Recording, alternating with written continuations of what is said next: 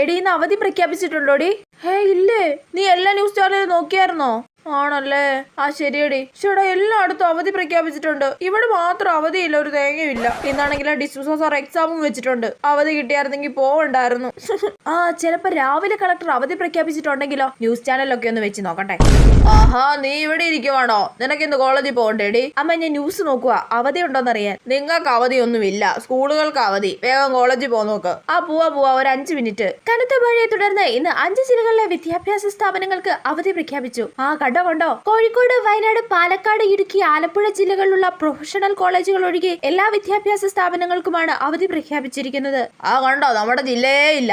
ഉണ്ടെങ്കിൽ തന്നെ നിങ്ങൾ പ്രൊഫഷണൽ കോളേജുകാർക്കൊന്നും അവധി കാണത്തില്ല കൊച്ചേ. അതെന്താ, ഞങ്ങൾക്ക് ഈ മഴയൊന്നും ബാധകമല്ലേ? ഞങ്ങൾ എന്താ സൂപ്പർമാനാണോ? മതി ന്യൂസ് കണ്ടത്. അവധി ഇല്ലെന്ന് അറിഞ്ഞില്ലേ? വേഗം കോളേജിൽ പോകാൻ നോക്ക്. ഒരു ദിവസം പോലും എന്നെ വീട്ടിൽ ഇരുത്തത്തില്ലല്ലേ.